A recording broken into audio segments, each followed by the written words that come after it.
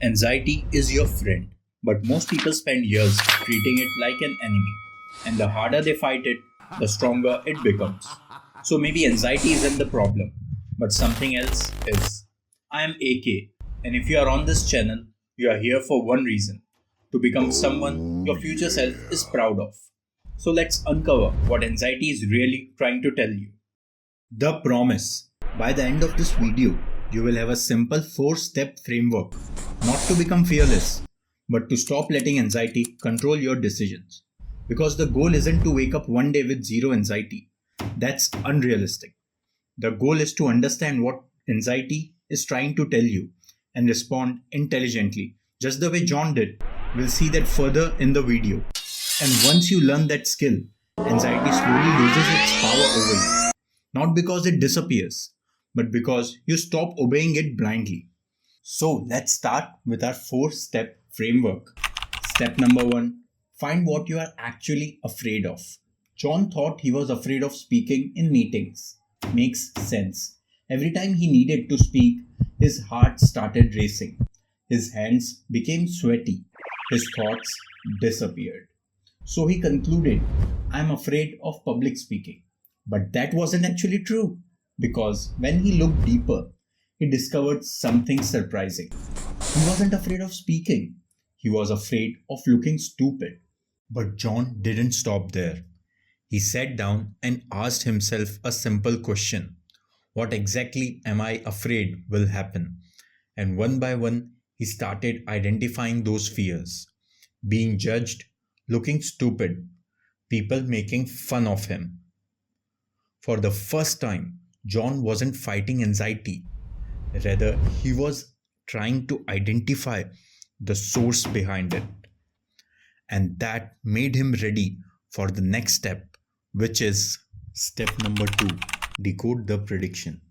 Once John discovered his real fear, he noticed something else. Anxiety was constantly making predictions, predictions he never questioned. If I speak, people will judge me. If I make a mistake, everyone will remember it. If I embarrass myself, my reputation is ruined. But here's the problem: anxiety speaks in possibilities, yet we hear them as upcoming reality.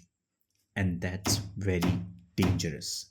So, what our friend John did is that he paused, he sat down and wrote exactly what anxiety was predicting.